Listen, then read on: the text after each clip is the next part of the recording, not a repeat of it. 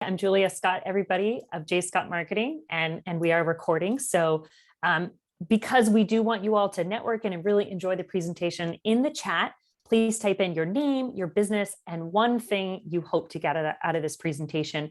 And Ashley Woods, my partner in crime this morning, will be managing the chat and chiming in. Please feel free to take notes to help you remember things, any great ideas that you want to keep for later on. And also feel free to take screen grabs of any of the slides. And as Matt mentioned, we will be recording and sharing the slides and the recording with you later, so you'll have that as well. All right, so let's get started. So a little bit about us, and thank you to Matt and the Chamber for having us, and Erica and the Vermont Association for the Chamber of Commerce Executives base for having us. Our vision at J. Scott Marketing is to simplify the lives of small business owners and support the success of their business dreams by making marketing easy. It is possible. We are a digital marketing agency based in Vermont, and we have remote team members in Rhode Island, Long Island, and Seattle Island.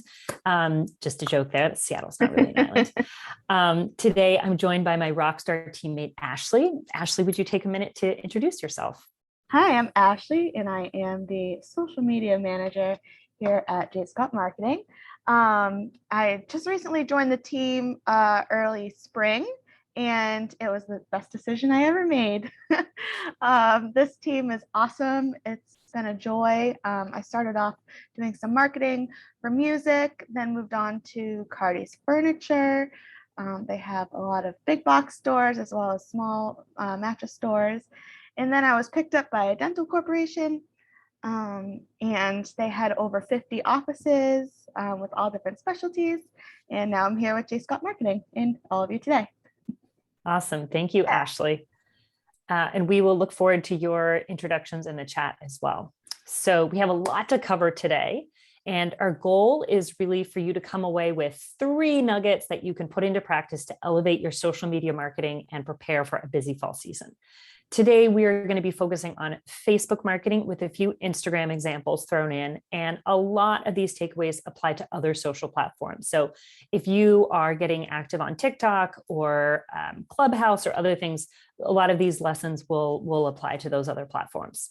We have a ton of juicy examples for you to illustrate our points, so definitely take notes and get ready for a few breakout room activities. We have some fun things for you guys to work together through. And we have a short break planned halfway through. So let's get started. So it felt appropriate to get started with the queen of getting noticed on social media, Kim Kardashian.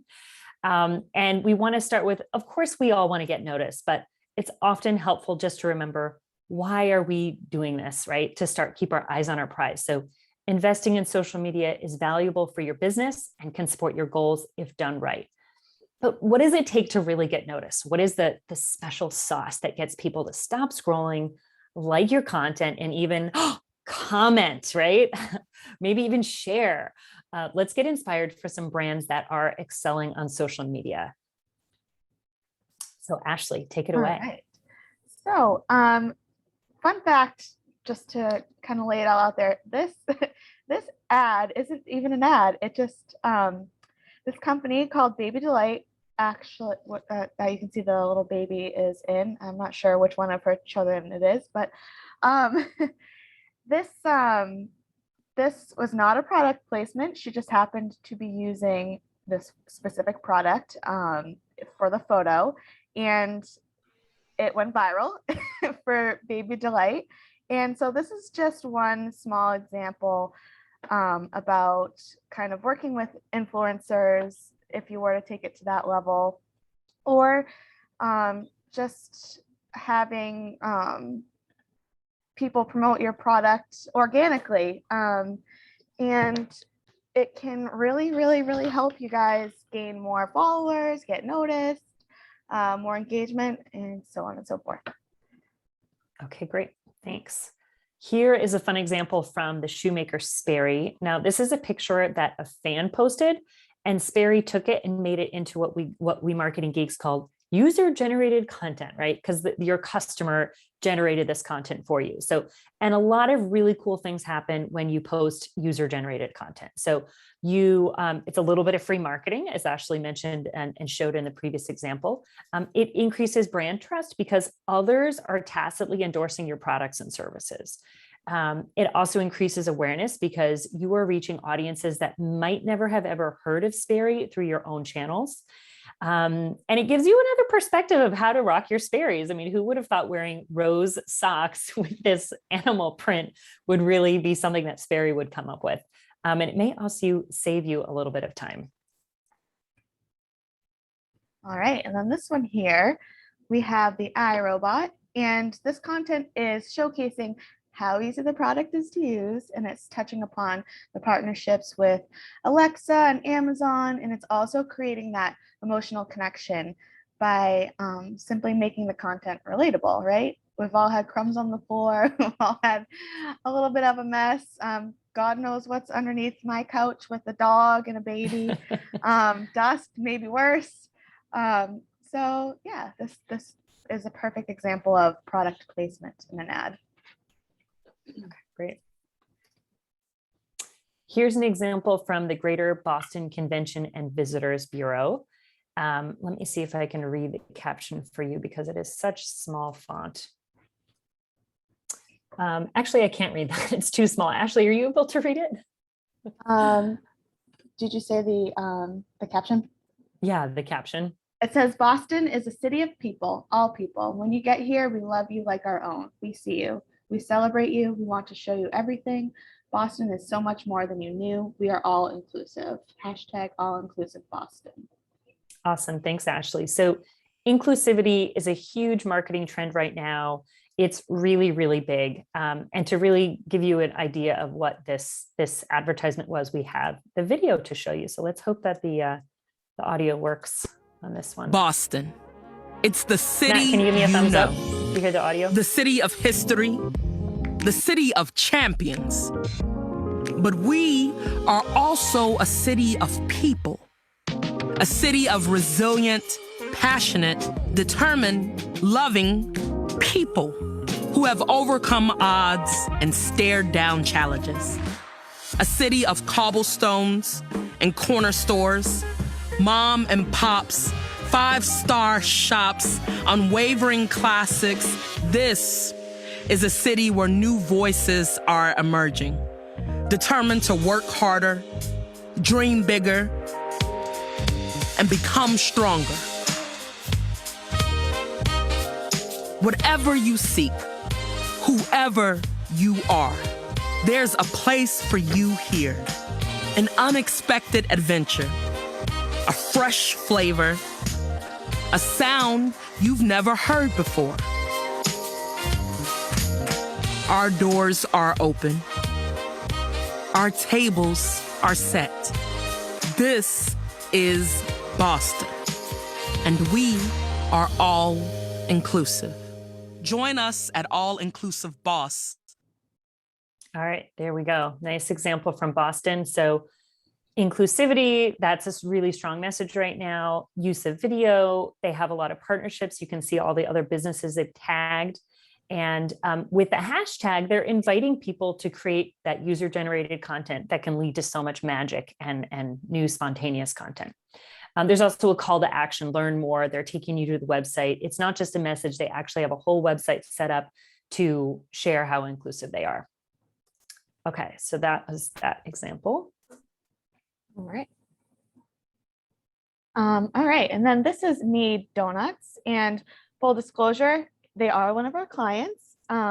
We do manage their social media paid ad program, but we do not manage the organic content on their social, and in specific of what you're seeing in this slide.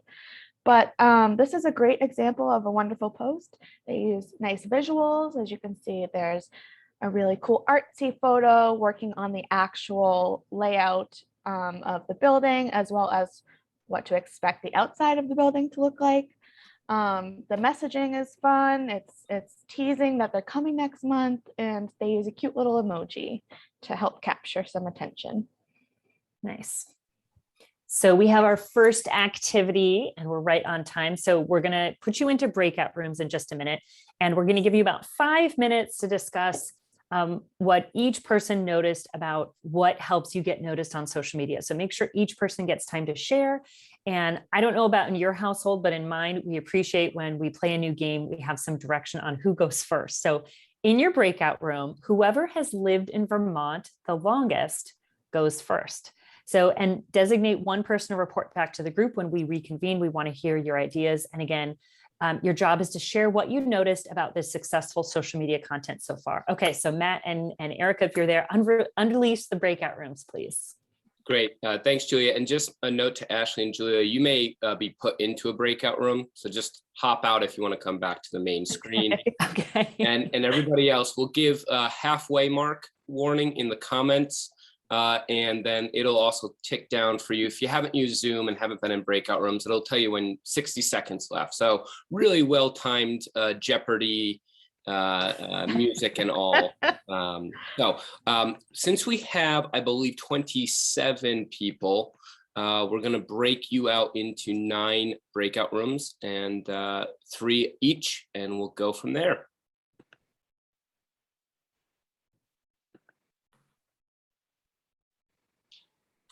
You should see something pop up and you want to say, yes, join the breakout room, and then we'll pull you back in.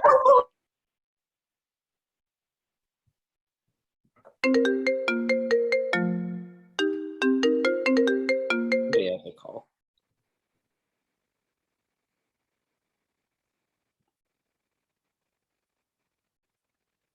Okay. Other people seeing breakout rooms? I'm looking at Nancy, Edie, Bernard. You should all have a breakout room.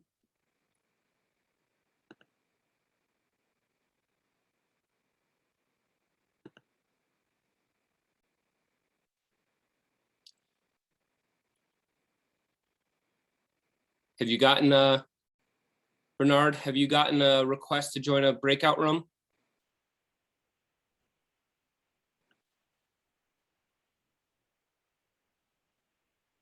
You're on mute right now.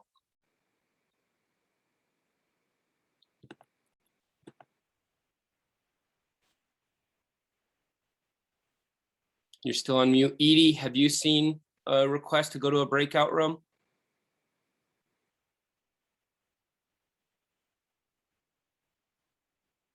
Some of these might be on phone as well, Julia. Yeah, that's, I wonder if we can we manually like send them to a room? Try, yeah, possible? Okay. I'm trying. I wonder if people have like pop-up blockers or it's on a, you know, it might be behind something on their screen. Yeah. But yeah. Well, we can do it. We can have our own little breakout room. Yeah, we could do that too. Nancy, it looks like you're unmuted. If you're there, do you want to share your thoughts on what you noticed about getting noticed on social media? You lose Nancy now. Oh, she looks like she made it to a breakout room. Okay. Let's see, Cal Workman, Edie, Bernard, we're welcome. You're welcome to unmute and share your thoughts. Bernard, you're on mute. You should be able, you should have a navigation bar down below that'll say take off mute, or you can press a space bar, I believe.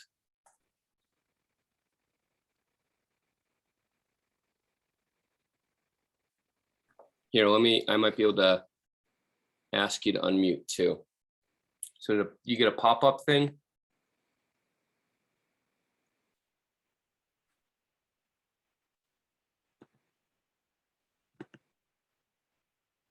It's also possible that Cal Workman and Edie just stepped away. Mm-hmm. Got about a minute and a half left. Okay.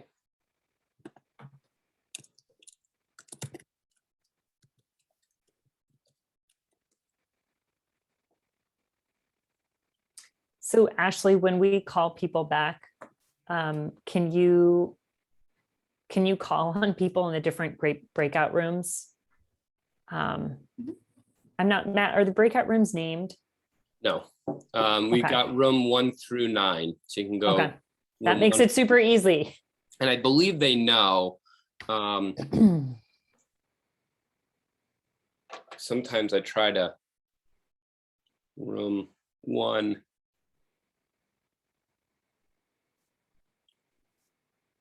I can even get a lead in that. So like Kaya, Ron is in room 1.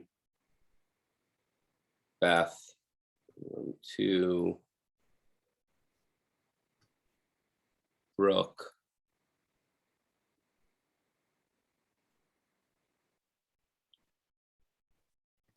And we got Andrea.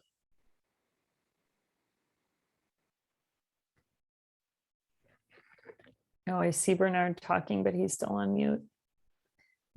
Bernard, Oh. maybe it's try perhaps turning up the volume on your individual computer. Could that be it?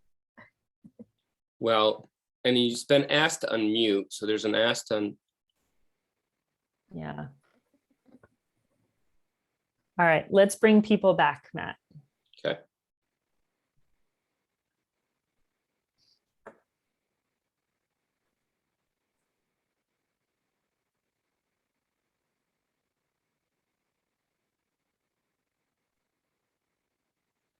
Welcome back. If you're joining us in the main room, looks like a couple more people are coming through. Welcome back, everybody. Just have a few more people to join us.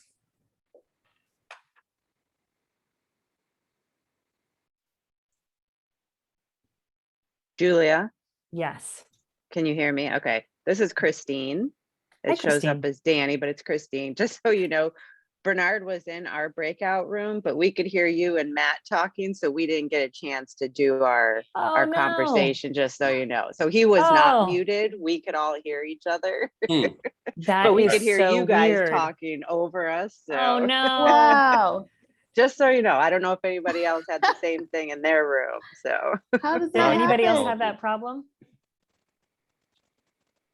I wonder if it's Matt because of that sound setting we used. All right, we'll be lip sealed next breakout room. Sorry about that, guys. It could be, you're right, Julia, if you're still sharing it, I don't know. I've never run There was no problem in our room. We Yeah. were okay. Interesting. Okay, Zoom is throwing us a little bit of a curveball this morning. All right, well, welcome back and let's get started. So we put you in 9 different breakout rooms. So let's start with group number 1. And what were the things that your group noticed? And group number 1 was, I believe, Jackie, you were in that group, Jeremy, Kaya. I think that was us. Yes. Okay. We talked about video content and how important video is. And the Boston video was a great example of using video.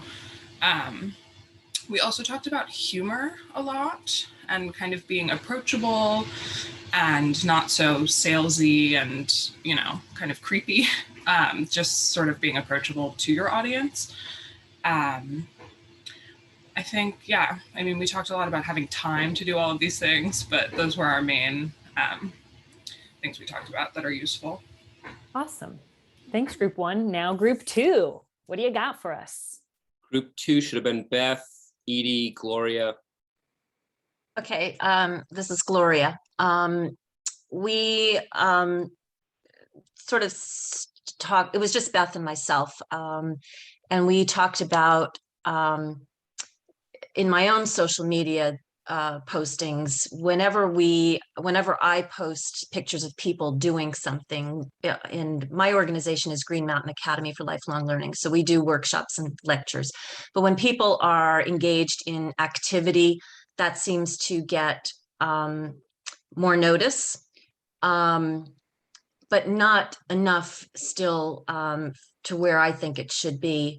And Beth had mentioned that, you know, sometimes she posts a picture that she doesn't think is all that great, and she gets a lot of likes to it, and then sometimes it's the opposite. You know, something she thinks is really great, and there's nothing happening. So we both just said, you know, this is why we're here, to learn what we can do better. Awesome. was Thanks about for it. sharing, Gloria. All right, moving on to group 3. That would have been Brooke and Devon and Emily. I can pop in. So we talked a lot about what content is engaging and the use of a hashtag and having the hashtag, especially with the Boston video, be really connected to that specific campaign. And then that kind of leading to user generated content and being like the base of your whole mission.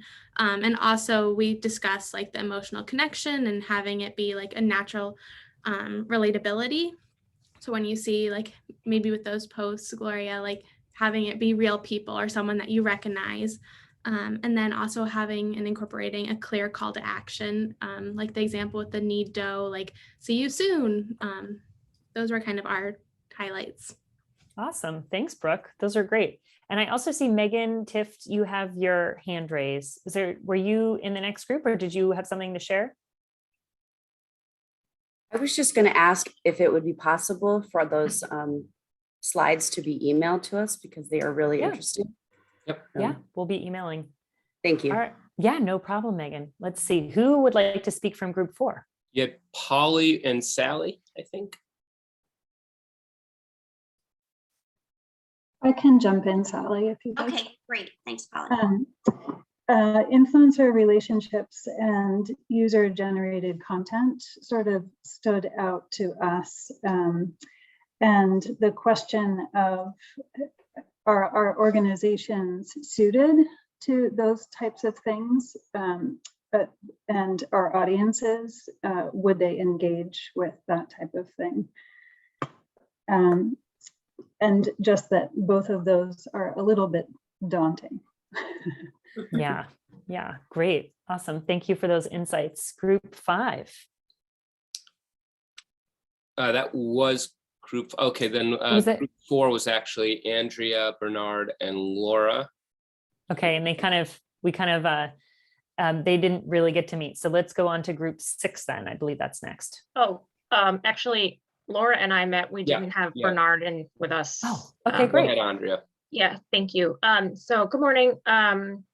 Laura and I noticed that the Boston video was very direct concerning inclusivity, which is really nice. It wasn't big. It was very, it highlighted really what it was really talking about, which is really important for content. And we also noticed that the photos and the videos were high quality, right? So if you're sharing photos or videos on social media, it's important for them to be high quality because people love videos and photos, especially depending on what platform it's on. And so that's much easier for people to be engaging when they can clearly see what people are posting. So that was nice. Awesome. Thanks, Andrea. Let's see, group 7.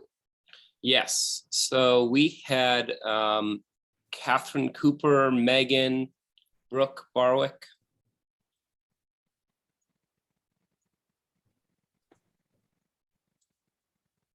Any of those people? Hey there. Yep. Let me take my hand down. There we go.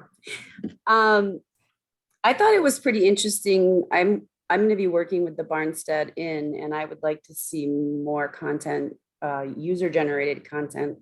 I think that was interesting in the slides that you were showing us and the pictures, and finding a way in which people that stay at the inn or are part of events are then adding to our pictures and in an easy way. And I really like the concept of products in the ads too, or in the posts, because at the inn they sell a lot of Vermont products, and I think that's a really cool thing to expand on. So I'd like to learn more about that personally. Awesome. Thanks, Megan. Now we're on to group 8. Is Deborah, Joe, and Nancy? Yeah, actually, Joe is Ann. I'm just using Joe's office this morning. Okay. So, and I work and manage Spice and Ice in Bennington. So I'm here on behalf of the store and the owners. And I think Deborah and I, Nancy was a little frozen for most of the time, but Deborah and I are on the same page where we really, I post things on Instagram, Facebook, and some things get a lot of likes, some things don't, and I don't know why. So I'm here to find out, you know, what the secret sauce is, so I can, when I'm posting things, I can anticipate that they will get likes or reposts and bring people into the store to shop. So I just don't know why. When I have success, I do. So I'm trying to find the answer to that. Okay, thanks, Ann. Quick question, Ann. Ann, do you spell Ann with an E or without an E? Without an E.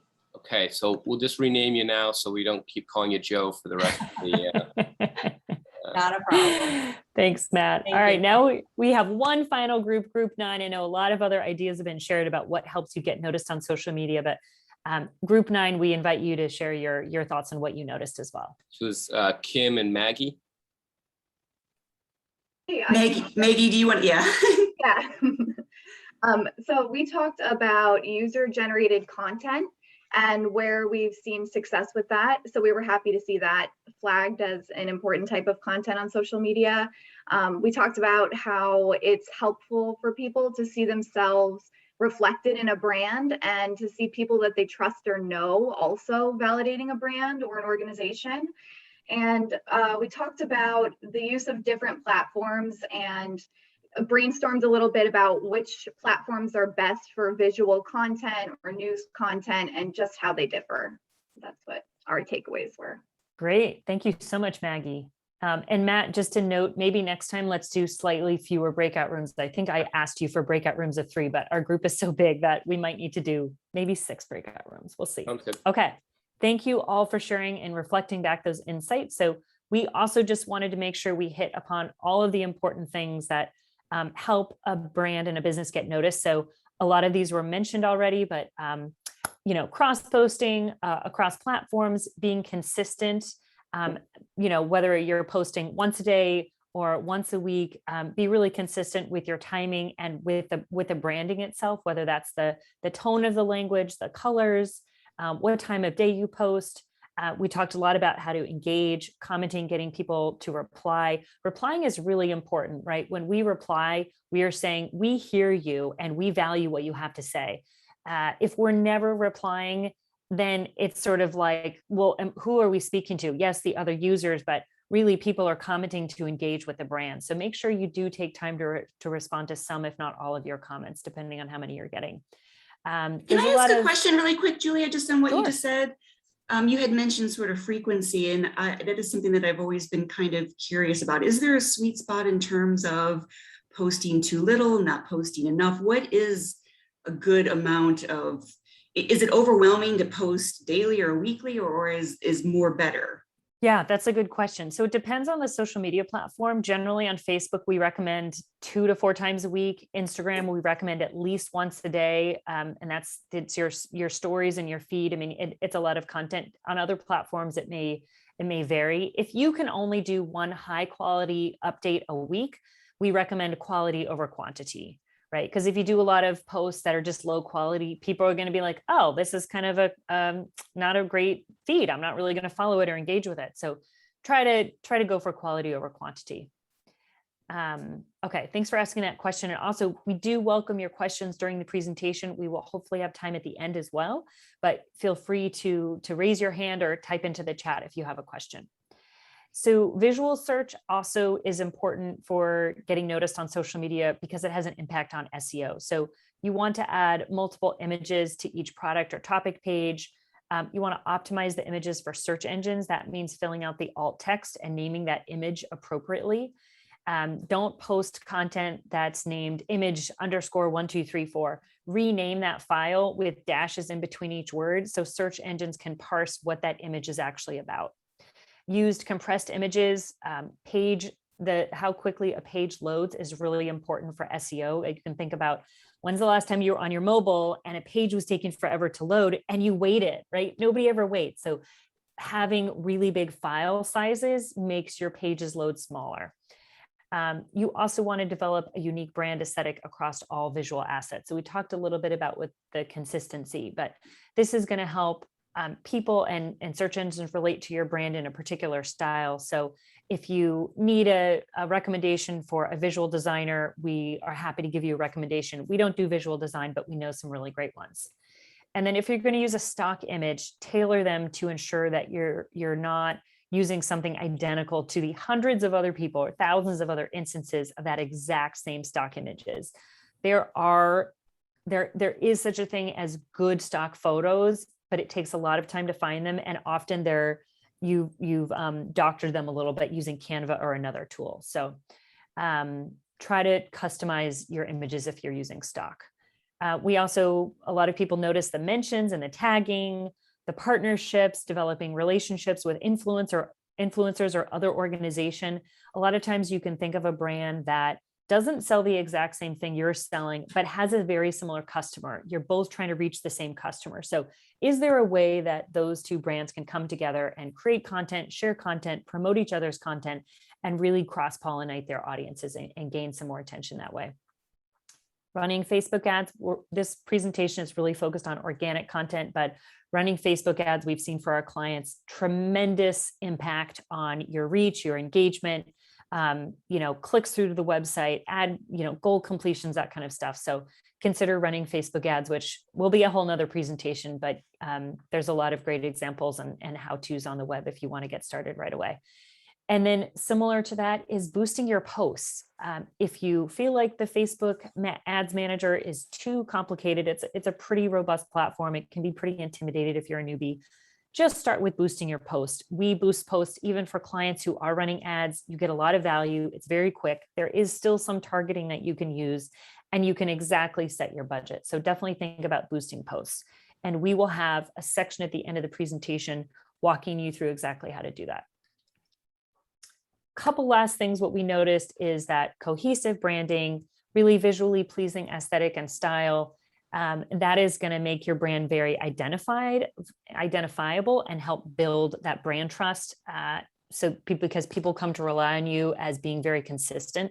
Consistency builds trust, and that pleasing content, just like a delicious meal surrounded by beautiful ambience, people are really going to come back for more. So go for that quality over quantity. And then being true to your brand, another thing that increases trust, partly consistency, but just partly people know why they would turn to your brand, because you fill a certain like box in their life, and creating that emotional connection. Okay, so a couple more things. We really want you to have a lot of takeaways. So creating content that's savable so that people can go back to it and refer to it, that's shareable and conversational. So when you go on your favorite social media platform, guessing it's because you are bored at work, or you want to kick back, or you want to see some cute baby or kitten videos, right? So we're in this very entertaining space. So think about how you can fit into that sort of, that relaxing, that entertainment sort of mood. People aren't here to read white papers. They're really just there to have fun. And so think about what is like the fun version of your brand. How can you make this really, really engaging for them? And then creating convenient content. So little known fact, 85% of videos watched on Facebook are played without sound, which is crazy, right? We really are just watching Facebook videos at work. So if you don't have sound on your videos, that's okay. Videos can increase your watch time by more than 12%. So people will really stay on your page when you have videos. And especially when people are going back to work in the office these days, they're going to be spending a little bit more time on Facebook and multitasking. So have those videos run with captions so that if people are at work, they can still enjoy your content. Okay, is there one more slide? So the inclusivity. So racial inclusivity, weight inclusivity.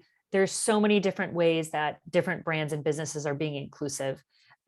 You'll see this, sexual orientation, another a very common inclusivity theme we're seeing right now. And there's a lot of pushback on social media from users who are not being inclusive or being exclusive, is sending those messages out. So we really want to see people who look like us, whether it's a Dove commercial or a fashion ad. And I'm guessing a lot of you are already noticing this on Facebook, that your feed has changed a lot. Okay, so we made it through the first section. We have 2 more sections on engagement and getting noticed on Facebook. And this one is about increasing engagement. So this is important because it's easier to sell to people you've already sold to than to sell to someone you've never sold to, right? That retention, that repeat customer is a really good business. And I'm guessing you guys have all noticed that. And you'll also notice as we go through these examples and the best practices that a lot of the same themes are coming up. And that's great because it means when you create really high quality social content, it's going to check off a lot of those boxes. All right, so let's get started. Again, let's remember why we're doing this work. How often, raise your hand, how often do you do business with someone you don't trust? Guessing not very often. I'm guessing that's like a last option. Like we have to use this person because there's nobody else, even though maybe we don't like them that much or we have some reason to distrust them.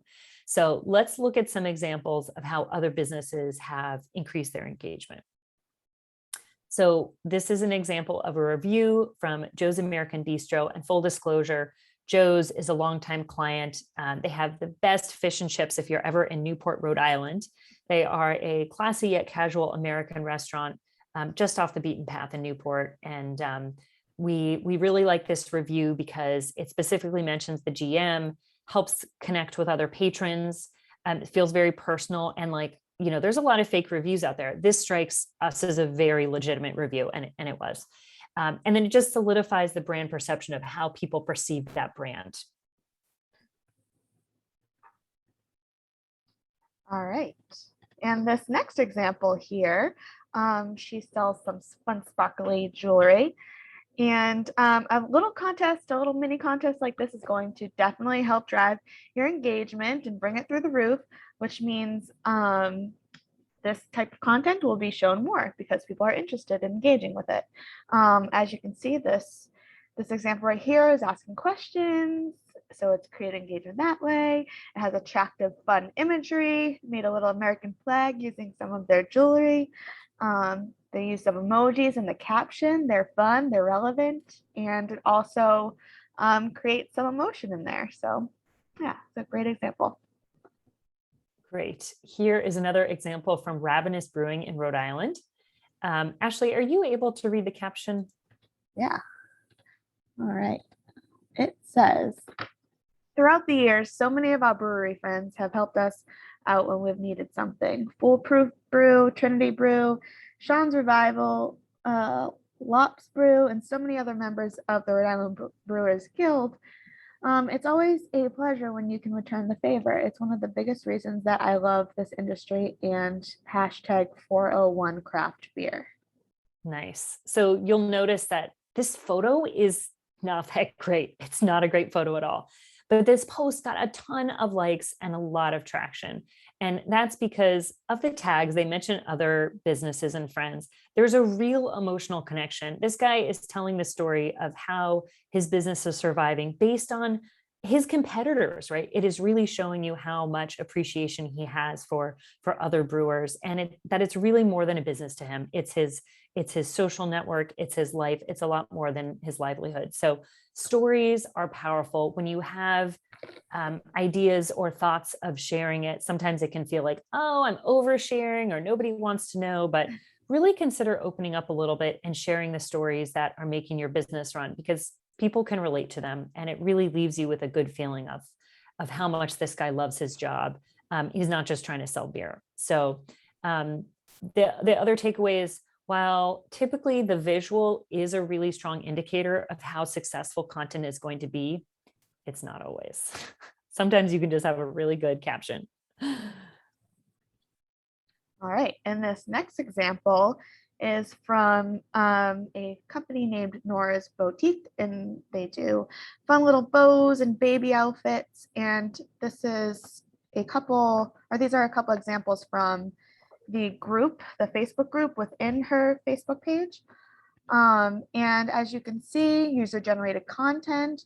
She's highlighting existing customers as well as sharing pictures of their babies that were taken in her products.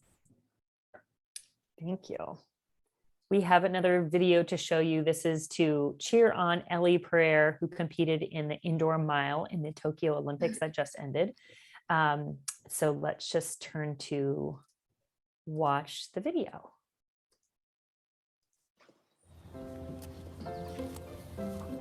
Good luck, Ellie. Let's go, Ellie. You got this. Good luck, Ellie. We're cheering for you and proud of you. Let me open it. Here, let me see. On behalf of all Vermonters, I want to wish you all the best in Tokyo. We'll be rooting for you back here at home and can't wait to give you a proper celebration when you return. Hey, Ellie, this is for you. Do a great job. Have a great time. Hi, Ellie. Here's a little speed stuff for you. Seriously, sharp cheddar, I hope it makes you run like a Dickens. Good luck. Good luck in Tokyo. We're so excited and congratulations. You're a huge inspiration to all girls, and we cannot wait to see the big things you're going to accomplish at the Olympics. Good luck! Hey Ellie, everybody at New England Dairy is so excited for you. Best of luck in Tokyo. Hi Ellie, Lieutenant Governor Molly Gray here, wanting to wish you so much luck in Tokyo. From one farmer's daughter to another, I know you've got the toughness and the grit. Go Ellie, go! Run for the goal!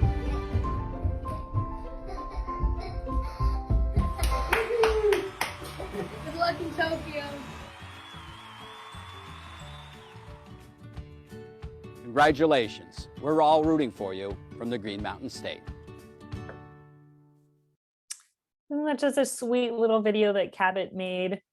The Cabot Creamery and Cooperative. Love the way that they pass the cheese, the bar of cheese, to so many of their different businesses and their members, really, and people in Vermont who are rooting for them, and a few politicians mixed in there.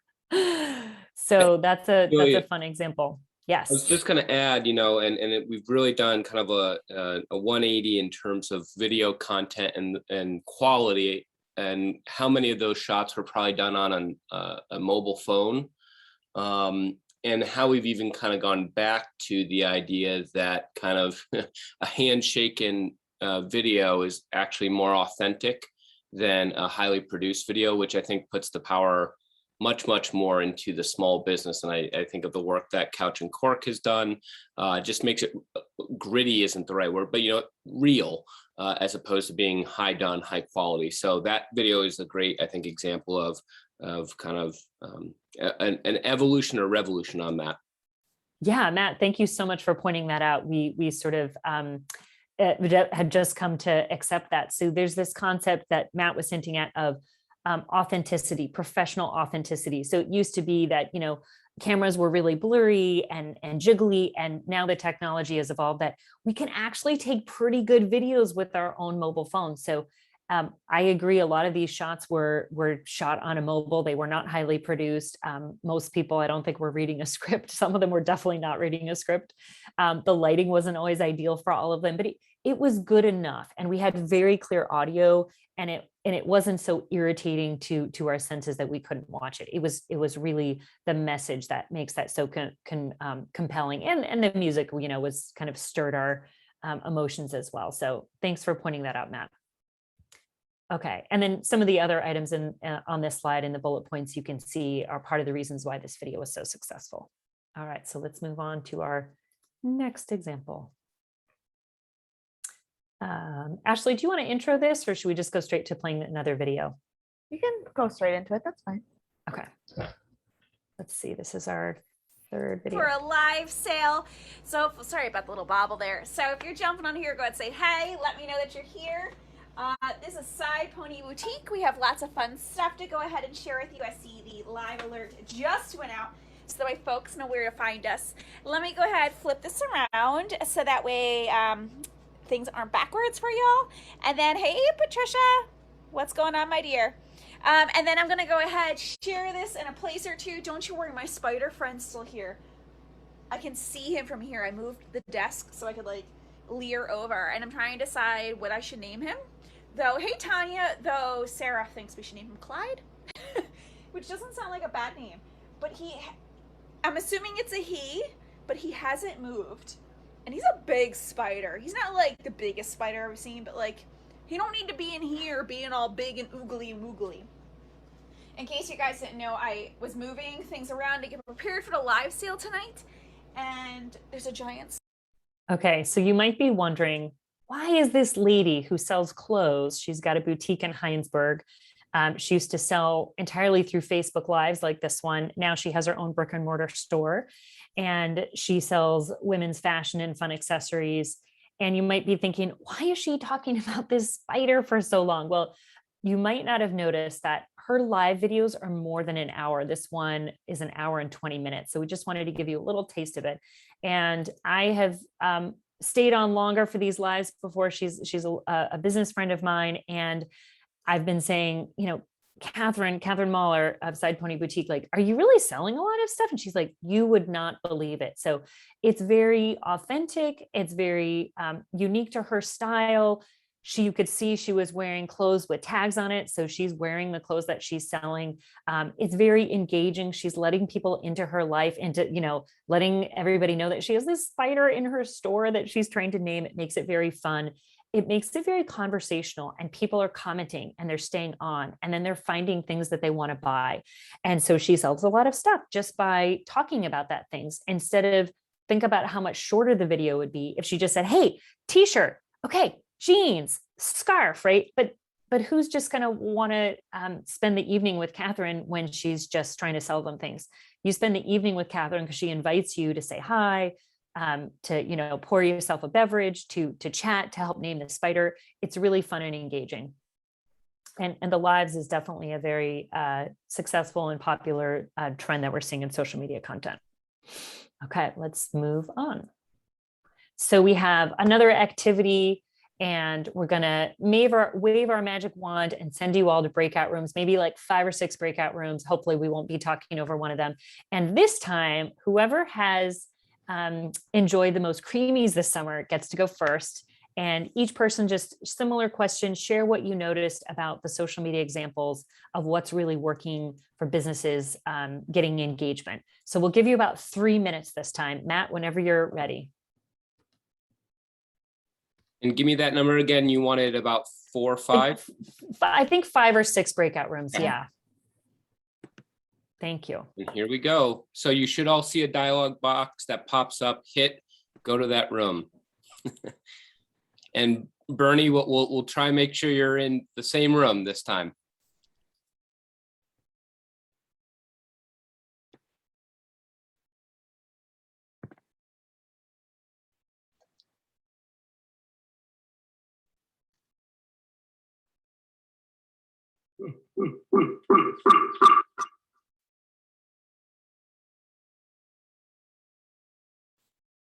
So Bernie, I see you're off mute on one of these. Are you seeing anything pop up that says move to breakout room? I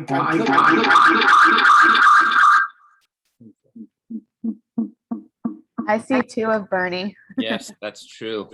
Thanks, Ashley. Did you sign on twice? Are you on 2 computers? Maybe so. Let's try and remove one of you, and then we'll go from there.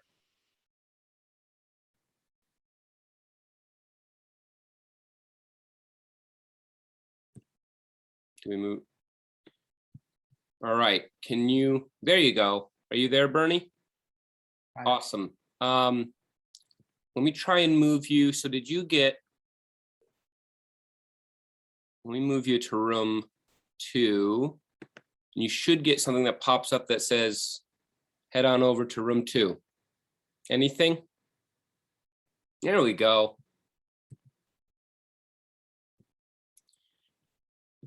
I don't even know what this blank box is down here. And Cal Workman or Edie, are you there? And have you seen a dialog box that pops up? I haven't heard from Edie or Cal Workman at all, so. I'm here, but I'm in and out of the room, so I chose not to join the group. Okay, that's fine, Edie. Okay, we might have solved 80% of our breakout room. Good job, Matt.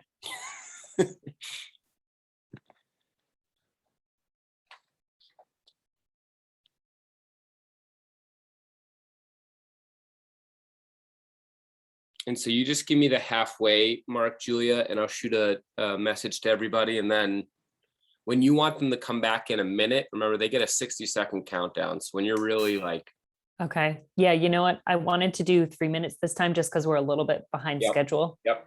So they have 2 minutes left. I'll let you know when it's at 1 minute.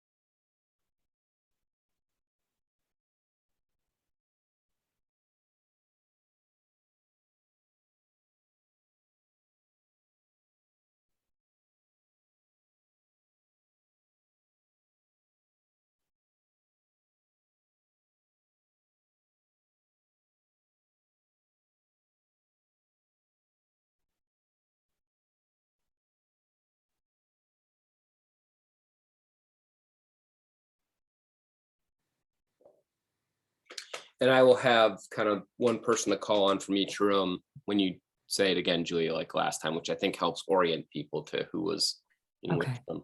Yeah, that's what I realized going through 9. It was just going to take a bit longer than we anticipated.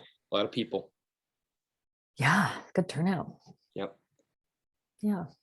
Seemed like we got a couple in just the last week since we did the tech check. We got a couple last night that we ended up making it. I mean, we ended up putting 35 tickets out there, and I think my Erica grabbed one of them. But 3 others, you know, you tell them. Awesome. Sold out 2 days ago, 3 days ago. They go, do you have a ticket?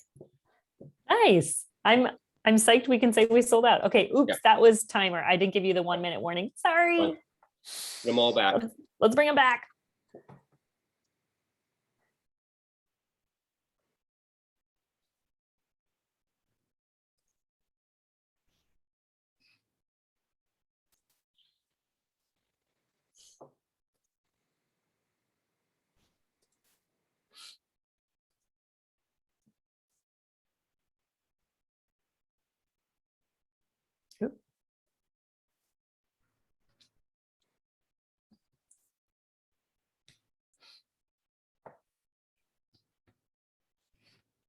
Got about 20 seconds, but I think most of them are starting to populate back. Okay. So we're going to also share what you've been chosen. And we love this gift from Bob Barker, The Price is Right. That was one of my favorite shows to watch when I was in grade school, homesick. So come on down, be brave. You guys shared a lot of great ideas next time. And I believe we only had 5 breakout rooms. So we'll give group 1 a break and we'll start with number 5 and work down. So group number 5, if you have a speaker, please share what you noticed. And that was Polly, Laura, Danny, and Ann.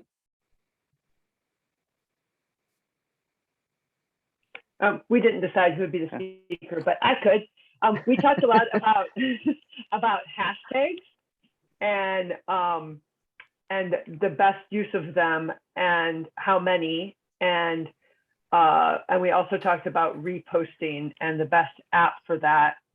And in some ways, these are we came up with questions about these things, like what's the best app to use for reposting? Great. Did I leave anything out, folks? No. I concur. Okay, great. Let's go on to group 4. Who is your designated speaker? Chime in. And that was Emily Rivers, Gloria, Kaya, Maggie, Cal Workman. Hi.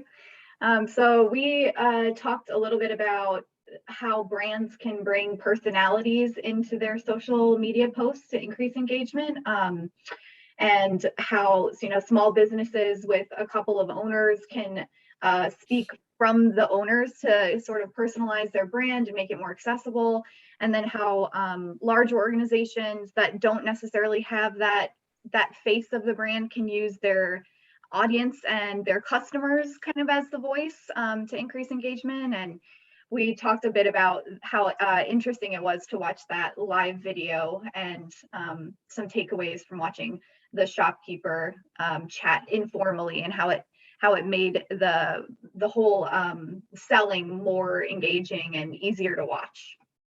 Awesome. Thank you so much, Maggie. Group 3. And this would have been Brooke and Edie, Nancy, Jackie, Sally. We're not that many of us, but I'll do the report out. So I think the biggest thing we talked about was the relatability, be it from seeing people we knew, like the governor, to also seeing people that we didn't know, but we would see at the post office or the grocery store when we're out, walking the dog. Also the fact that the clips were really quick, with like the passing of the cheese, it was very captivating. It kept you watching. You weren't just kind of like, all right, we get it. And we really liked the cheese transition. It was kind of an easy, fun hook that they, pretty much kept going the whole time. And that's just something really simple anyone could do. Yeah. Those are great takeaways, Nancy. And we're just appreciating how much you guys are absorbing and noticing. You guys are spot on. This is great. And now I believe, are we to group 2? Yes. Okay, so we had awesome. Group 2. Ashley, Bernie, Beth, Devon, Kim, or Megan.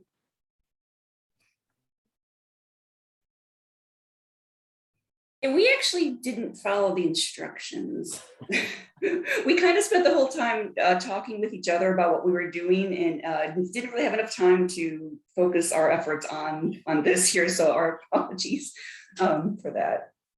That's okay. We can move on to group 1. Group 1 was Andrea, Brooke, Deborah, Haley, Catherine.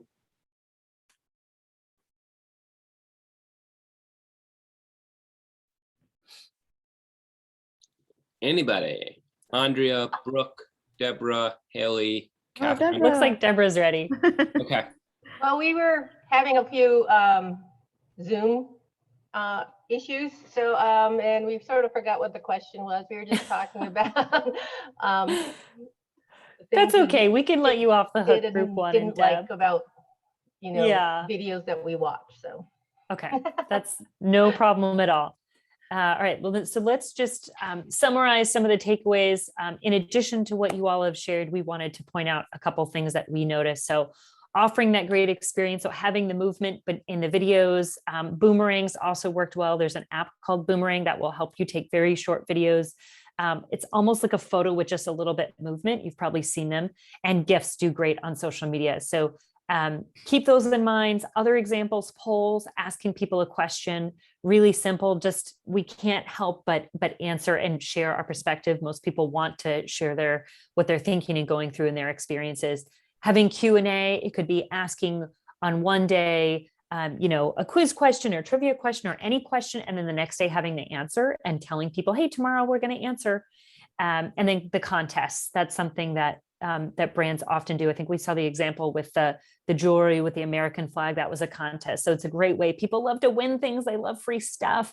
And it's a great way to get people commenting. Sometimes in contests, you'll have a requirement to tag other people. So you're getting that word of mouth marketing with the people who love your brand the most.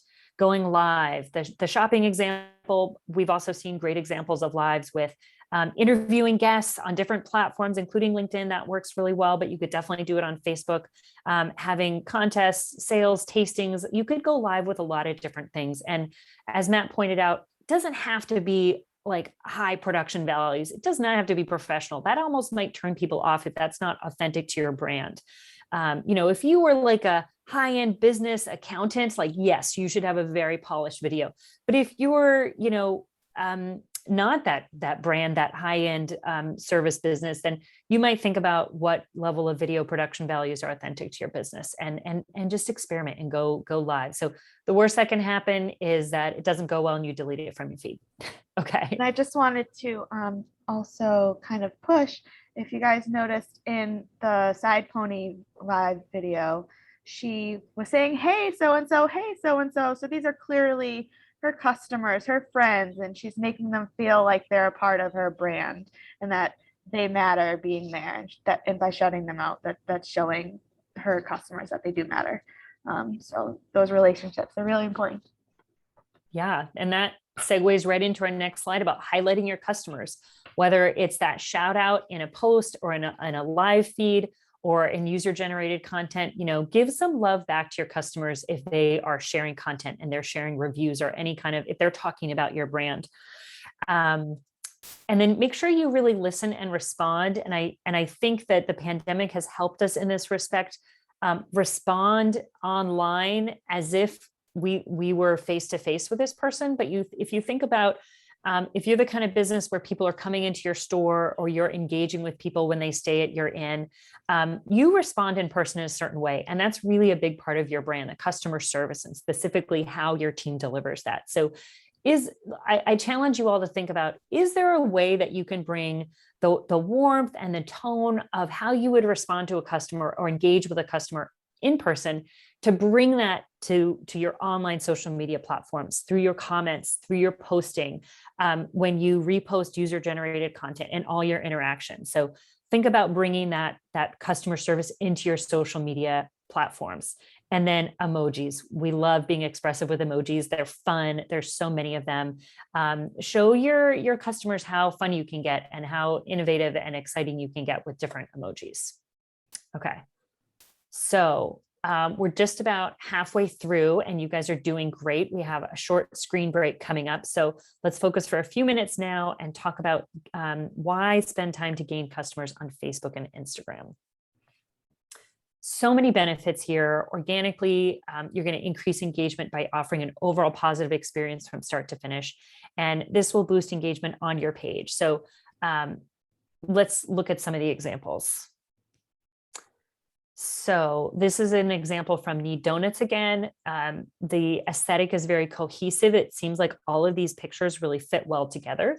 It's visually pleasing and the visuals are very high quality. These are professional or semi-professional shots. So it's just really, donuts are lovely to look at and they make that very apparent here.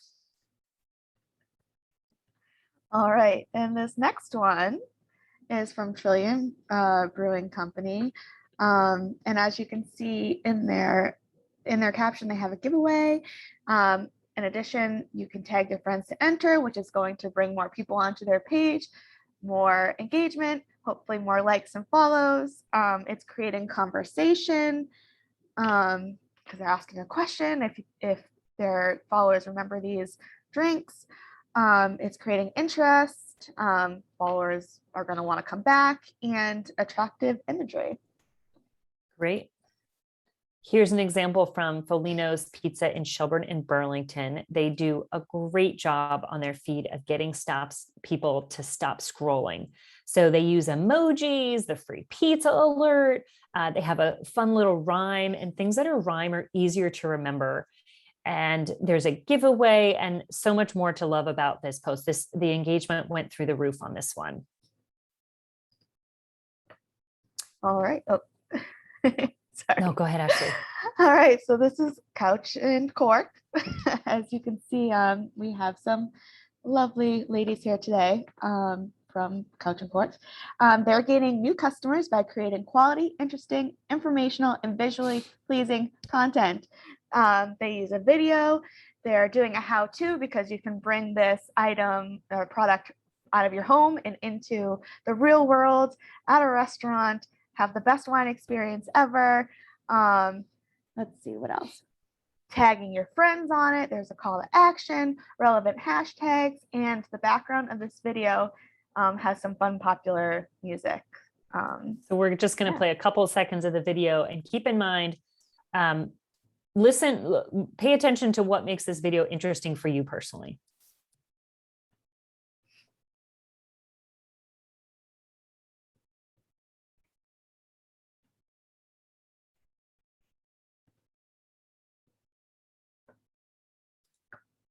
So we're just going to get back to our slides in the interest of time, but you probably noticed that what she's doing is not super interesting, but she's got a great, the soundtrack is so awesome. We're all kind of like dancing too, so think about how you can use music to make your video really awesome if the visual is not that exciting. You can still potentially make a really great video.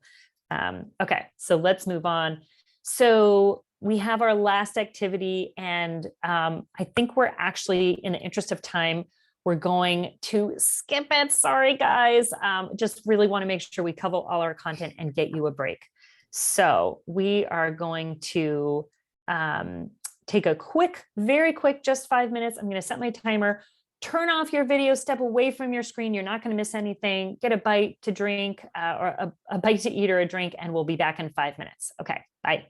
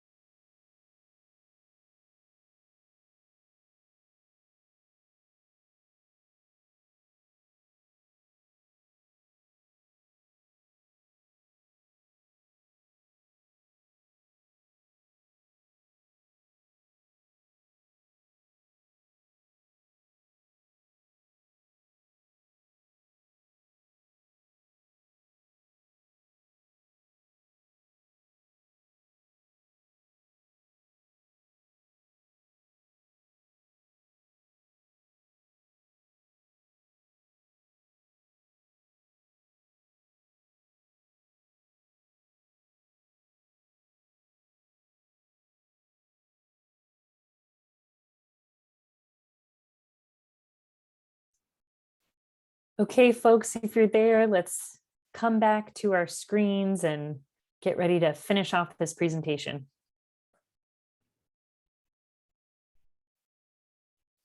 Feel free to turn on your video if you're there so we know you're ready to get going again. Okay, so let's transition a bit. Now we're going to share some additional content about organic content best practices. So feel free to take notes if anything you want to remember or share with your team members. And these might overlap with some of the things we shared before, but trying to hit some basics here. So our content best practices. So the 80-20 rule is that 80% of your content should inform, educate, or entertain, and 20% of your content can directly promote your business, right? So if you're constantly asking for comments, for purchases, for click-throughs to your website, people are going to get a little bored. They really want to engage with you. So think about content that is just fun and keeps people alive and active on your page. Use hashtags. Oh, was there a question there? Ashley, did you want to chime in? No. Oh, sorry. I thought I heard you saying no, something. sorry. Oh, okay. Think about your intention for an update. So are you trying to get likes, comments, or shares? I think somebody may be unmuted. So please mute yourself if you're not asking a question or speaking. And then using professional photography and video as much as possible when you can for product shots. You want to make sure they're very high quality, but as we saw, many of those video examples were clearly done with cell phones and were not done by video professionals. So there's a place for professional photography. And then use hashtags, but not excessively on Facebook. Keep them specific. On Instagram, you can go kind of bonkers with hashtags. I think that the limit is 30 these days. And when you use hashtags, use special and specific hashtags like hashtag VT Tourism Summit, things like that for a specific event. If you're going to it, or a specific partnership you may have set up, like the Inclusive Boston had a specific hashtag. And then you also want to use a range of hashtags that are going to be maybe only 50 people are searching those hashtags and using them. And then also use hashtags that maybe 500,000 people. So you want to kind of hit big spectrum, but then also more specific hashtags as well. Okay, and keep in mind that some hashtags work better on different platforms, as the difference between hashtags on Facebook and Instagram. And then think about hashtags that are searchable. So those are those hashtags that maybe have 500,000 people using them. And then use up to 3 in a Facebook or Instagram caption, and then the rest you can put in the comments. And then know that brevity on social media is really important. So posts that contain 40 characters or less get 86% more engagement, right? We just want a really quick message. We don't even want to read a full sentence or a very short sentence.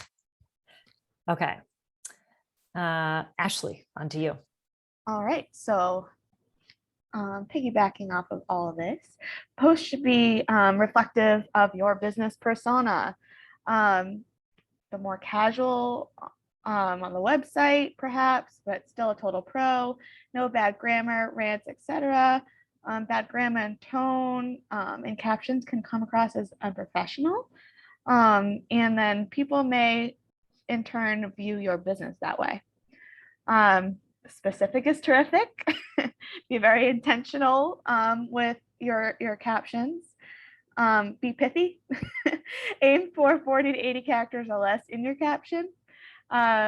Know your audience. Who is the update for? Who are you speaking to? Who are your customers? Who is your customer persona? And that might be something that you want to take some time to sit and think about if you haven't done already. And delete URLs in the caption after the preview populates. So if you have ever went to go link something in your caption and you noticed that the link shows up, it's a very, very long link, and then the video, after that video shows up, delete that link and get rid of all the mess. Okay, a couple more best practices. So we talked about consistency. This is really important, so we want to mention it again. Plan ahead so you can be consistent, whether you are going to create an expectation that every Monday morning you have an awesome video to welcome to your followers. Maybe that's just an example. So maybe your plan is something different. But if you use an editorial calendar, that's a planner. You can schedule updates in, Facebook, Hootsuite, or later. There's a lot of tools for that. But you can be very intentional, not only with your consistency of posting and what time of day you post, but who you're talking to. Most of us have different personas for our businesses, and so we really want to make sure that our updates speak to a specific type of our customer, right? When we create that general content, it's just kind of like, I don't know if this is really for me. This doesn't really feel like my problem and the reason why I buy this product or service. So that goes to being specific and being pithy. So keep those in mind. And brand consistency is really important for your brand aesthetic and the quality and the voice of your business. How does your brand voice sound on Instagram, for instance? Be a good host. With so many of the examples we've shown, there have been tags. So if you're, borrowing a user's photo, make sure to give them a credit or tag another business if that's from them. That will increase visibility and engagement. And then make sure you measure success. So analyze at least once a month your content for the return on your investment and the engagement. See what people are what kind of content people are really enjoying and what time of day people are commenting and engaging most. Think about those things when you look at your data. And going back to being a good host, make sure to ask questions and then answer them. You can tease fun events that are happening, be informative, and try to make it worthwhile for your users. Next, we have our multi-channel content best practices. Don't stick to just one channel. Using multiple channels and repurposing content on different platforms is an amazing way to continue to grow your brand. You can turn a Facebook Live into a blog or a transcript, which in turn will also help you with SEO. You can take a series of Instagram updates and then craft a blog out of it. And then you can post that blog to your website. Or vice versa. Let's see what else we got here. You can get really good and focus on one platform before adding on other platforms. But adding on a second platform is not as hard as starting the first, because you're going to have all this awesome content to work off of. Great. A couple last best practices. Valuable content, whether you can provide value by making somebody laugh, making somebody have an emotional connection to your content and feel good about, them being part of your brand, something that's memorable. Maybe it's just a beautiful photo helping them have a little joy in their day, or something that they didn't necessarily know of before. You can help them, maybe learn something or benefit their lives in some way. All right. And on to boosting. So what is boosting? Boosting is creating an ad from your business page post. And what it does is it increases your reach by paying to show your content to people who may not follow or be aware of your brand. And in turn, this can increase leads, calls, messages, video views, likes or follows, and much more. Some benefits: guaranteed visibility, organic reach is falling. They're saying right now about only 5% of your audience is seeing your organic content. But again, this is very important to keep on top of so that you can create trust within your brand. And let's see what else. Increased engagement will help your page as well by boosting and reaching those other customers you might not normally get. You can be introduced to new audiences, as well as helping to target and really narrow in on your audience and get to know your audience better. And boosts are just great for social proof and brand awareness. All right. Now, how do I know what to boost? Well, what you're going to want to do is you're going to want to head to your page's insights, your Facebook business page. Head to your insights and then click on the post tab and then scroll down. And then next, you might be asking, well, which post do I boost? So it depends on your goals. If it's a general boost, you're going to want to check out your engagement rates. So who's liking, sharing, reacting, so on and so commenting on what post. If you want more engagement or awareness on a certain topic, then you're going to want to boost that post. Don't boost based on gut. We typically will always boost based on data. All right, so this is what you're going to see when you start to boost your post. You're going to see a little blue box that says boost post. And to boost a post, the first thing we're going to do is choose our objective.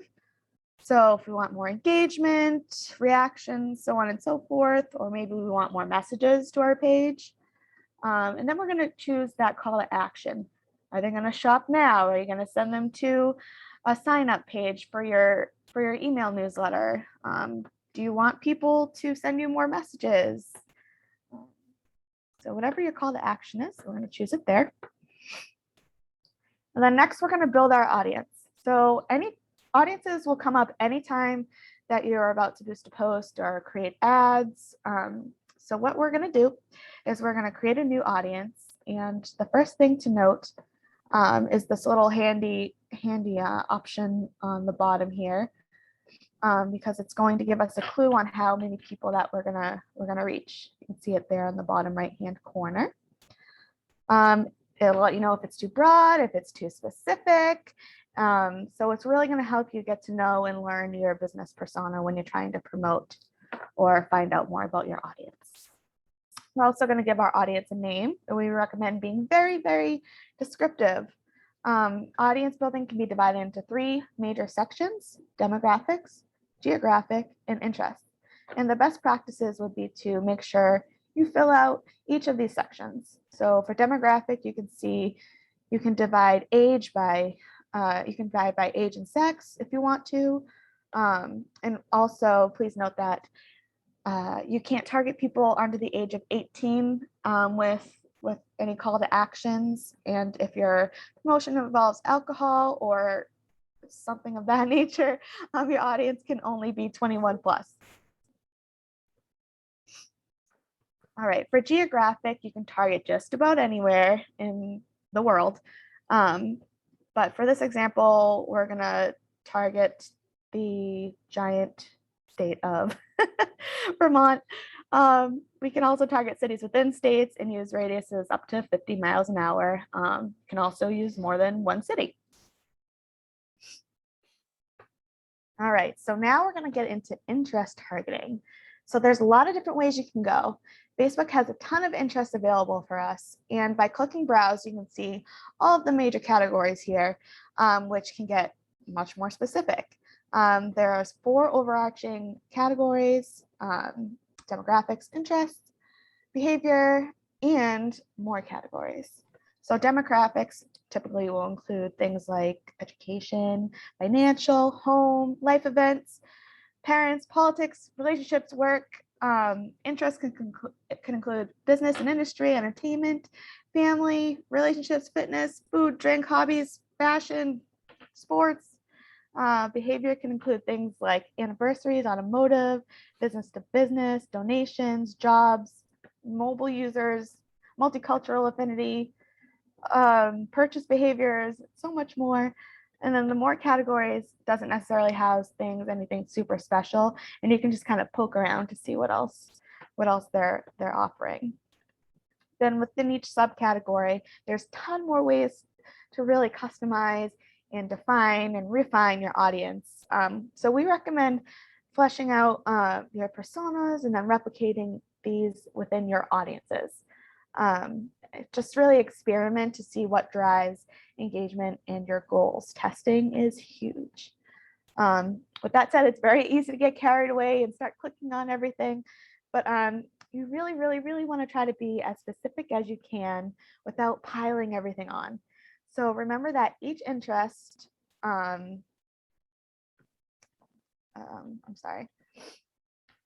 So each interest can typically lead into another interest. But here you can see our bottom example, our audience. We want to target college graduates that like to run, awesome. But this audience is not representative of that. In this case, we are definitely targeting college grads or people who like to run. The college grads may not like to run, and the people who are interested in running may not be college grads, but no worries, there's a solution. The solution is to now narrow our audience. And we can do that by clicking on that little narrow audience box right there. And then from there, we can also exclude people, but we need to be very careful when excluding people because we want to make sure we're not excluding in a discriminative way. Here, okay. So one more thing to point out is that if you're stuck on what types of other interests that you should be using, always feel free to use the suggestions button. It's awesome. So you can definitely use this, and we recommend using this once you've entered 1 or 2 interests, and then this little box right here can give you a ton more relevant suggestions. All right, and this one here, we have an example of for GI disorders. So we have targeted states like Connecticut, Maine, Massachusetts, New Hampshire, and more. We've targeted ages 18 to 65 plus, all genders. So pretty broad audience in that within our gender and our ages. And then we've also selected some detailed targeting that includes celiac disease, digestion, IBS, so on and so forth. And here are disordered eating ages 12 to 18. So we've targeted a bunch of different states as well as a 18 to 65 plus audience, all genders. And then we targeted some parents with preteens and parents with teenagers. And then we get into, this is so small, I'm so sorry. Eating disorders and national eating disorder associations, support groups, so on and so forth. So here's kind of our overall look at what it's going to look like after we choose our audience. We're going to hit that Rhode Island area in this example. And then we're going to run the promotion also on Instagram. If you have an Instagram and if you have an active Instagram, then we do recommend promoting on this page. If you do not have an Instagram or an active Instagram, then you're going to want to uncheck the checkbox. In addition, we're going to set our budget. And here you can see it is at $15 for 7 days. Yes. So this one specifically is set up for a daily budget of $15. I mean, a lifetime budget of $15. I'm so sorry. All right, so we've done all of that. We've picked our objective, we've picked our audience, we've picked how long we want it to run, set our budgets. Now we're going to hit boost and confirm all of our details by hitting that little blue boost button. You did it. Yay, you boosted a post. So it is important when you're boosting to take time to go through those detailed steps of targeting, because you're going to get a lot more value for your money, because your post is going to be shown to people who you know are most likely to be interested in the product or service that you are offering. So if you have any questions, we will have time at the end for any questions about boosting or organic content. So just make sure you have those in your mind. So we want to cover the iOS Apple 14 update. Raise your hand. Has anybody heard of this update? You might have started hearing about it in May. Raise your hand if you've heard. Is anybody, we getting many hands? I'm trying to scroll through everybody. Okay, so this may be news to some folks. So we are going to just cover this and what you need to know, but basically there are changes in for people who have Apple products and how we can how marketers can target users. So these changes are going to affect ads and ads reporting. And basically what it means is when Apple users update to the iOS 14, the operating system 14, they are getting the choice to opt out of third-party tracking, right? And the third-party tracking is what helps us get a lot of information about where users are going after they leave Facebook, and more detailed information, richer information about their interests, their behaviors, so that when we are going through those targeting options, we can reach them. So what it means is that more people are going to choose to have more privacy around their use, right? And when they opt out, apps like Facebook can't share your information with folks like Ashley and I who are trying to target you. So you may see messages on your own social media use like, do you want more relevant ads?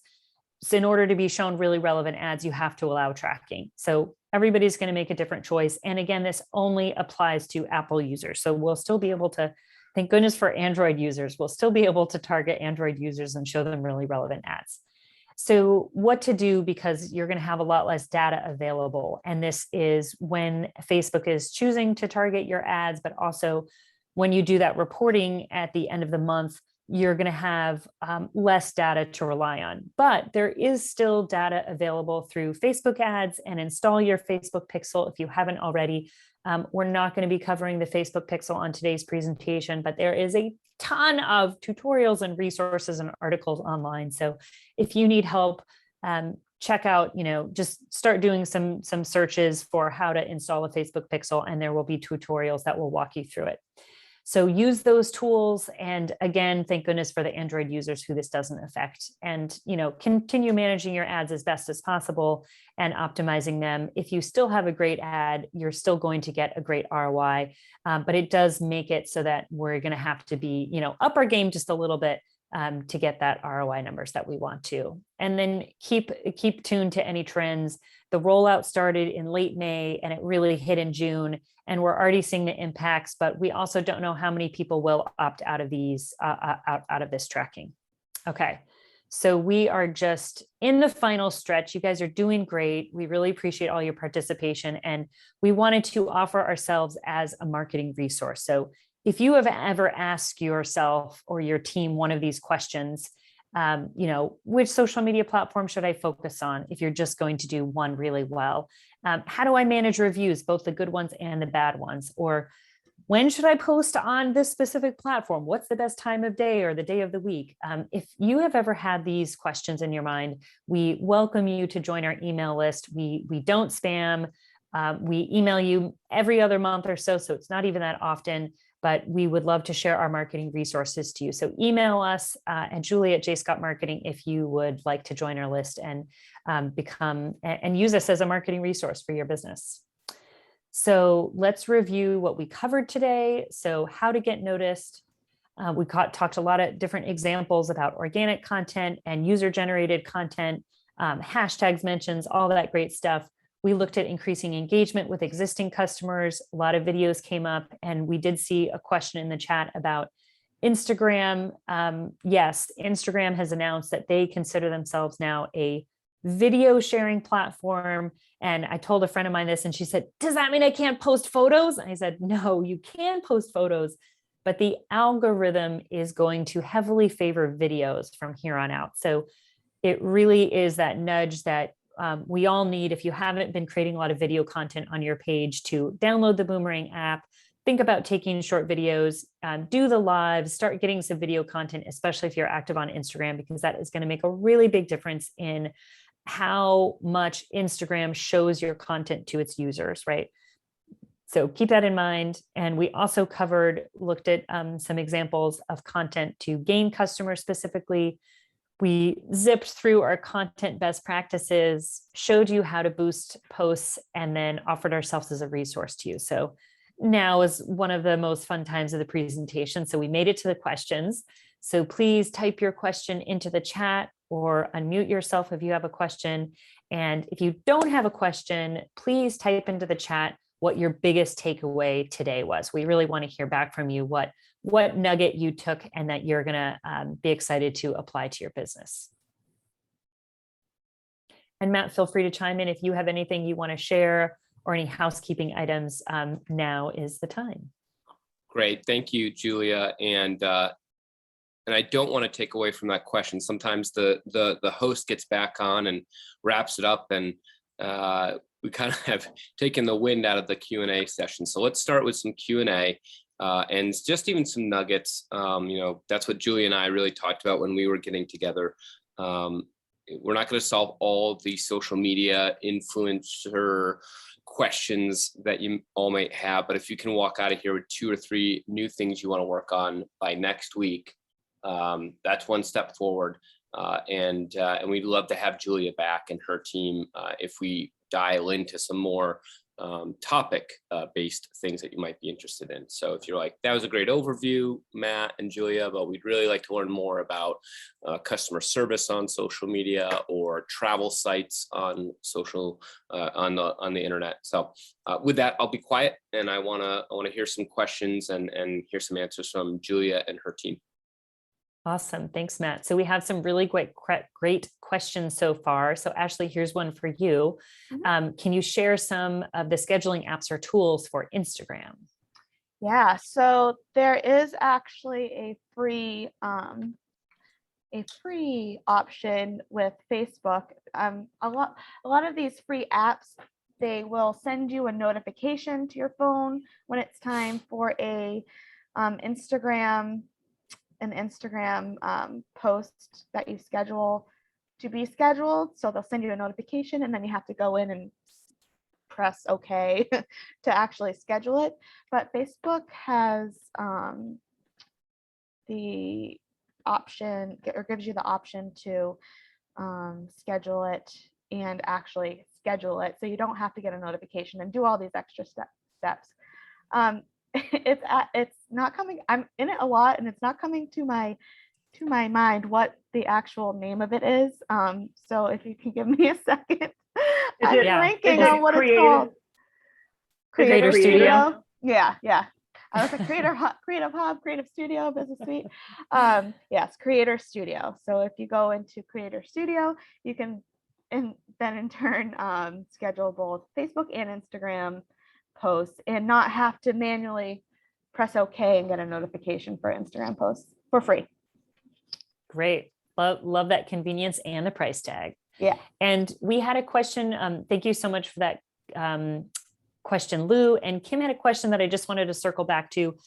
Kim's question was, is it possible to create a business account without linking it to your personal site, or do you always have to have a personal account first? So Ashley answered, yes, you do need that personal account. And we just wanted to clarify that you log in, you access your business page by logging into your personal account and then navigating to your business page.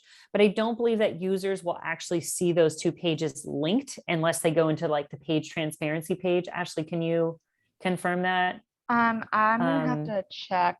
Okay. So like if you were, while you're checking, Ashley, I'll just comment that if you post content to your business page, it's not going to say posted by Julia Scott.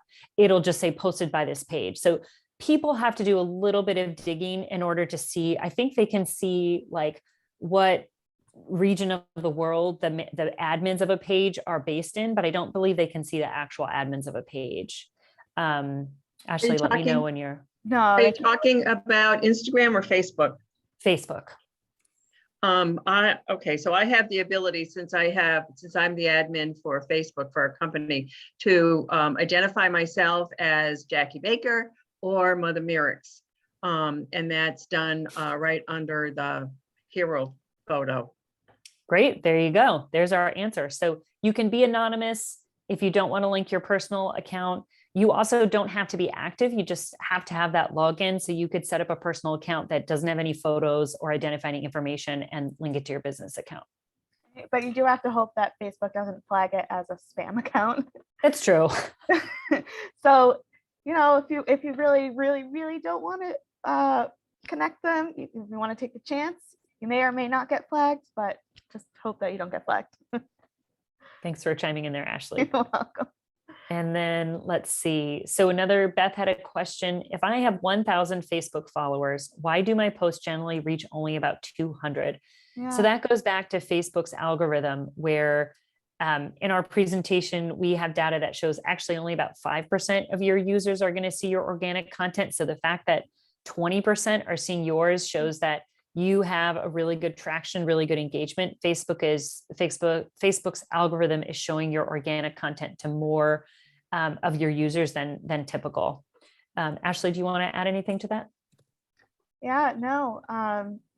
Yeah, the fact that it's reaching like 20% is really good. Definitely comes down to that, and just being really intentional with what time you post and what days you post. Definitely head into your insights on your Facebook page to see when your users are most busy and continue to capitalize on the opportunities. And one thing I was going to add, this is Matt. Remember that Facebook is in the business of business. So it's a little bit of a bait and hook where they brought you onto their platform. You've shared all this great content, and then slowly over the course of 20 years, a little bit less than 20 years, they're the toll gate, and they're squeezing that highway down and saying, oh, no, only 5%, only 2% get to see your content now, unless you pay us. And if you boost it and you go through Ad Manager and do all those things, we'll open that highway up a little bit more. So sometimes that's just a good way to, like it, hate it, indifferent, doesn't really matter. If you're using the power of Facebook or Instagram or YouTube, that's kind of their business model. And sometimes I think it helps to understand, oh, okay, I see what they're doing here. And that's why I could go find all the friends in the world. And it's why those numbers are so important, because if you're only 5% of 200, that's a lot less than 5% of 2,000 or 200,000. So the goal here is to get more followers and more likes, because that helps your algorithm, and Facebook kind of sees that and likes that. Beth, you have great content, you have a fun, quirky business. So I'm sure Facebook, is trying to be relevant to its customers too, its people on the platform. And the only other thing I was going to add to that is just always good to remember that you are using third-party platforms. Always good to have, I always like to think of it as outposts and then the castle, and the castle is your website. A lot of your content should always be up on your website that you own the domain for and you own the platform for. You could post all the pictures in the world to Facebook and Instagram and do videos on YouTube. But remember, those one day, you never know, you could just be, MySpace and all your content is gone. So the food for thought, not to say not to use them. They are great, heighteners and enhancers of your reach, but also making sure that when they come to your home, your website, virtual home, that's got to look as good, if not better, than the stuff you're putting out there. So. Yeah, thanks for chiming in there, Matt. And thanks for that question, Beth. Nancy from Couch and Cork shared her biggest takeaway, that she's got a ton of new ideas for lives and that she's ready to do them. That's awesome, Nancy. We're excited for you. Do it. Laura has a question for Ashley. Should Instagram stories and live videos be saved or left as impermanent? I'm sorry. That word is not coming out of my mouth today. I'll let Ashley answer. Yeah, definitely save them, because people are going to head to your page, or they're going to see people engaging with it afterwards and watch it afterwards. I know a lot of people that most of their watches are after the fact, so you really want to take advantage of that. And it's also content that you can reshare later if it's still relevant, which gives you more content options. Yeah, definitely keep them. Great. Thanks, Ashley. And Lou chimed in with Creator Studio being a great tool. Devon has a question. So Ashley, when it comes to newer platforms like TikTok, would it be a good idea to cross-post content from their app to somewhere like Reels on Instagram? Yeah, so I would definitely do that. I can tell you that videos, so if you're bringing a TikTok video over onto Reels, a lot of times your TikTok information with your username and the TikTok logo will show up. I can tell you when it doesn't show up that they do get even more views than if you were to bring them over to Instagram and leave it on. So that might be something to think about as well. But definitely start moving some of those TikTok videos onto Reels. Yeah. Great. Thanks for that question, Devin. And Kim has a question. Is it okay to share the same post on Facebook and Instagram, or should they always be unique? that comes down to what you know about your audience on each platform. To start, I would definitely share the same information and the same posts. Yeah, they don't need to be unique unless your users totally use the platforms differently. But okay, great. Thank you, Ashley. And you guys are asking such awesome questions. Keep them coming. We have another 10 minutes, so I think we should be able to get through all of them. Maggie has a question. Do you use any software that you would recommend for video editing production, engagement tracking, or other social content production software? I think we mentioned the Boomerang app. You can find it in your app store. It helps you take quick little videos. Ashley, do you want to add anything? Yeah, even just using a simple program on your computer. If you're a Windows user, like Windows Media Player, you can add simple videos and slicing of the video and music in the background. Or even if you're on a Apple product, what is there? I'm having a blank again. I know we use Canva a lot, but I don't know if that's for editing videos. Yeah, well, Canva now you have the option to, for free, animate your pictures, which will also help combat that new Instagram algorithm where they're really pushing out video. You can turn your picture into some type of animated moving video and kind of, again, combat that new algorithm so that your picture, which is now a video, can be pushed. Great. Thank you for that question, Maggie. And Lou has a question. Do you think there's a necessity to have people in the video content, or is it just the motion/video in general that is more exciting? Oh, this is a question from Catherine. Yeah, so always seeing a name behind a brand or a face behind a brand or using a brand can definitely add more of that emotional trusting connection. So that might work better than just showing a picture or a video kind of panning in and out without any faces in it. So I think if you're looking to kind of bring in those customers that you want and create trust and those relationships, I would definitely put some type of face to the name. If you're just promoting a quick product promo, maybe you can just get away with a motion picture or video of the product. But showing somebody using the product will most likely give you a better ROI. Great. Thank you for that question, Catherine. Polly has a very interesting question. What advice can you give to an organization whose brand's voice doesn't really suit social media? Knowing social is still so important. Do you create a new voice altogether? That's so interesting. I'm really curious, Polly, can you unmute and chime in with your business? Would you care to share that? Sure, yes, hi. Hildine, the Lincoln Family Home in Manchester. Our voice all along has been very much about educating, and it's a little bit of an intentionally, I don't want to say stiff, but a little more wordy for sure. So the kind of fun, entertaining aspect of social media doesn't really suit that for us. Okay. There's some content that appeals to our audience that we don't have to say much about, but certainly in all cases, even our audience who is attracted to that kind of content, they don't seem to be the type of audience that would be attracted to the fun and entertaining. So how do you grow an audience if you can't speak to them in that sort of relatable, fun social media?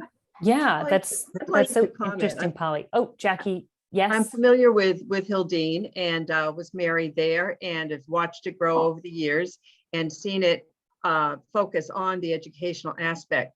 But Polly, I must say that, just from my own experience with my business, even though it's, quite apart from what Hildine does, people really love the relatable, as we've been discussing today. And to show your cheese making and your goats, and someone just remarked offhand in the store yesterday how interesting the Pullman car was and that experience there. You know, I do follow Hildine, and I don't on Facebook anyway, and I don't see where those topics and showing fun interactive videos or photos of like families enjoying themselves with at the picnic area with the goats would interrupt what you're doing on an educational basis. Jackie, can I add to that? Yeah, go ahead. And just in case people aren't familiar, Hildine is has a lot of architectural, and it looks like formal gardens, and it's a former summer home of the Lincoln. So just a little background. So it sounds like it's a tourist destination for people who want to enjoy architecture and gardens. So Beth, would you like to chime in? I was there 2 weeks ago, and I also follow Hildine, and there's so much opportunity there for social media. I mean, everything, the gardens, I mean, it's untapped. I mean, there's just so much that can be done. It's not just a place for senior citizens to go and go see a house. It just offers so much. Yeah, Beth, we would agree with a lot of what Beth and Jackie have shared, just from the little we know about Hildine, which looks like there's so many visuals, beautiful gardens. You could create time-lapse videos of a flower blooming or a bee buzzing in the garden. People love that real estate, you know, sort of like that fantasy real estate, which Hildine is. Really beautiful architecture details. You could do a lot of nice close-ups. You could do 360 pans. There are so many opportunities for social media. We would love to connect with you if you're struggling with, you know, what kind of content to create. And, you know, if we gave the impression that everything has to be like really fun and slangy and, you know, catchy, and that's not true. You can have a social media presence that is authentic to your brand. I'm guessing your brand is a little bit more reserved, a little bit more polished, and that can be great on social media. The fact that you have a lot of visuals is a real asset to your business if you decide to invest in social media. And it's really about thinking about what our audiences are interested in, and then creating content around that. But really, you have a lot of opportunities. So hopefully we've given you a couple ideas right now, and reach out to us if you'd like to chat a little bit more about it. Okay. Thanks, and thank you, Beth and Jackie, for chiming in there. Sorry, Polly, did you have something? No, I was just thanking everybody. Oh, okay, great. Yeah, Thanks. This is fantastic. You guys have such great questions and answer. You've been an awesome audience. We have 3 more minutes. Let's see if we can get to these last couple of questions. So Kim has a question. Can you share any demographics on which platforms appeal to which segments of the population, men versus women, or age? So we actually have a blog post that exactly answers this question. So we'll send it to Matt, and he can send it out. But you know, Snapchat is a very young audience. Instagram is more like 20s to 30s.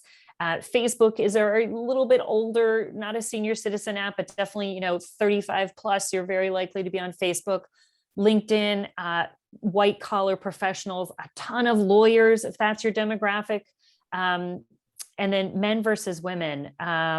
Most social media platforms trend women. YouTube definitely trends men and younger men. Teenage boys are pretty heavy YouTube users.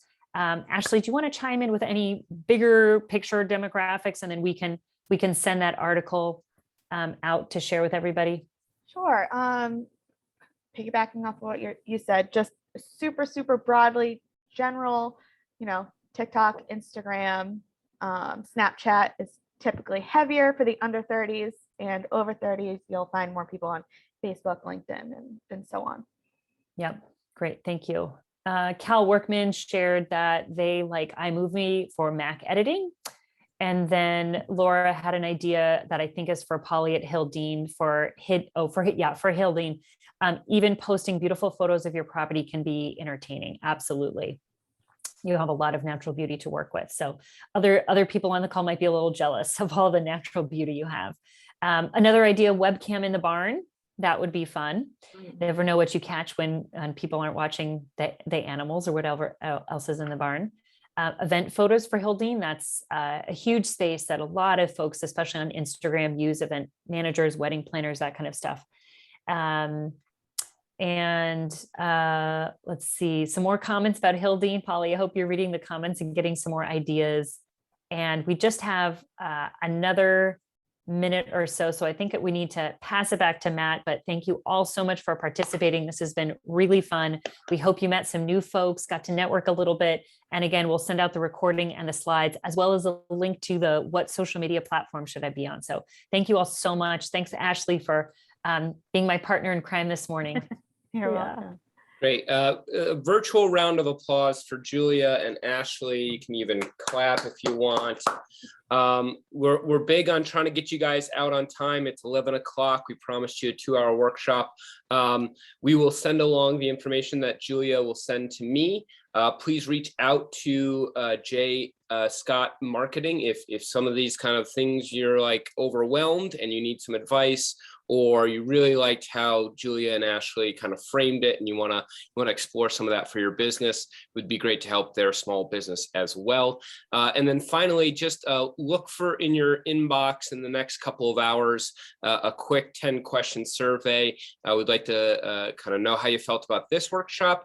We'd like to explore doing more workshops like this, what we kind of call deeper dives into some of these subject matter that's important to your small business and your organizations and your nonprofits. So fill out that survey as honest as possible. And thank you, everybody. And we look forward to working with you on into the fall. So hopefully, you've got a busy travel season coming up here. You already have had a busy summer. We're heading into the fall. And I know Erica and the team here at the Chamber hope you took some of the lessons from today and applied them to your fall business strategy. Thank you, everybody. Have a good Wednesday.